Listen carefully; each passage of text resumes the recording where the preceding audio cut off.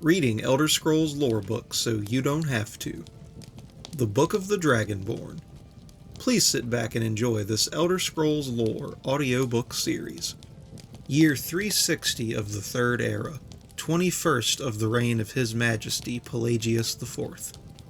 Many people have heard the term Dragonborn. We are of course ruled by the Dragonborn emperors, but the true meaning of the term is not commonly understood. For those of us in the Order of Talos, this is a subject near and dear to our hearts, and in this book, I will attempt to illuminate the history and significance of those known as Dragonborn down through the ages. Most scholars agree that the term was first used in connection with the Covenant of Akatosh, when the blessed Saint Alicia was given the Amulet of Kings, and the dragonfires in the Temple of the One were first lit. Akatosh, looking with pity upon the plight of men, drew precious blood from his own heart, and blessed Saint Alicia with this blood of dragon, and made a covenant that so long as Alicia's generations were true to the dragon blood, Akatosh would endeavor to seal tight the gates of oblivion, and to deny the armies of Daedra and undead to their enemies, the Daedra-loving Aliads. Those blessed by Akatosh with the dragon blood became known more simply as Dragonborn. The connection with the rulers of the Empire was thus there from the beginning. Only those of the dragon blood were able to wear the Amulet of Kings and light the dragon fires. All the legitimate rulers of the Empire have been Dragonborn.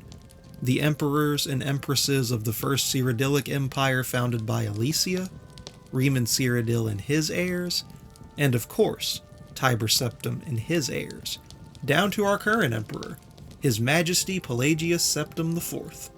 Because of this connection with the emperors, however, the other significance of the Dragonborn has been obscured and largely forgotten by all but scholars, and those of us dedicated to the service of the blessed Talos, who was Tiber Septim.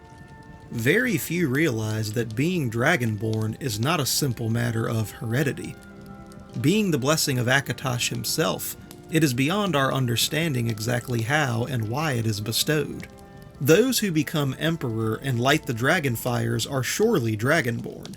The proof is in the wearing of the amulet and the lighting of the fires. But were they Dragonborn and thus able to do these things? Or was the doing the sign of the blessing of Akatosh descending upon them? All that we can say is that it is both, and neither. A divine mystery. The line of Septims have all been Dragonborn, of course, which is one reason the simplistic notion of it being hereditary has become so commonplace. But we know for certain that the early Cyrodiilic rulers were not all related. There is also no evidence that Riemann Cyrodiil was descended from Alicia, although there are many legends that would make it so, most of them dating from the time of Riemann and likely attempts to legitimize his rule. We know that the Blades, usually thought of as the Emperor's bodyguards, originated in Akavir, crusaders who invaded Tamriel for obscure reasons in the late First Era. They appear to have been searching for a Dragonborn. The events at Pale Pass bear this out, and the Akaviri were the first to proclaim Riemann Cyrodiil as Dragonborn. In fact, it was the Akaviri who did the most to promote his standing as Emperor, although Riemann himself never took that title in his lifetime. And of course, there is no known hereditary connection between Tiber Septim and any of the previous Dragonborn rulers of Tamriel. Whether there can be more than one Dragonborn at any time is another mystery. The emperors have done their best to dismiss this notion, but of course the imperial succession itself means that at the very least, there are two or more potential Dragonborns at any time. The current ruler, and his or her heirs. The history of the Blades also hints at this.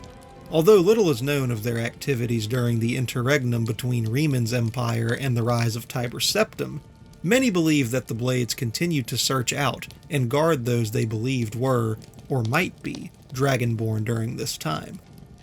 Lastly, we come to the question of the true meaning of being Dragonborn.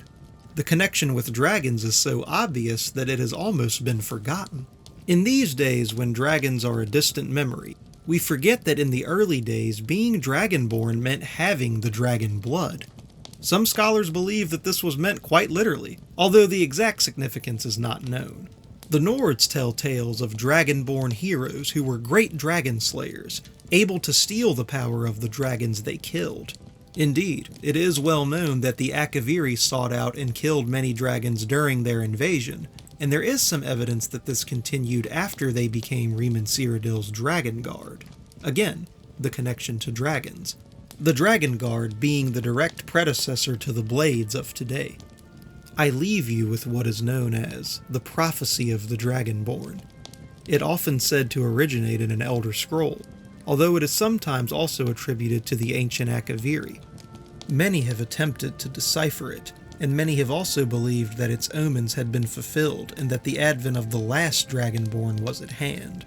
I make no claims as an interpreter of prophecy, but it does suggest that the true significance of Akatosh's gift to mortal kind has yet to be fully understood. When misrule takes its place at the 8 corners of the world, when the brass tower walks and time is reshaped, when the thrice blessed fail and the red tower trembles, when the Dragonborn ruler loses his throne and the white tower falls, when the snow tower lies sundered, kingless, bleeding, the World Eater wakes, and the wheel turns upon the last Dragonborn.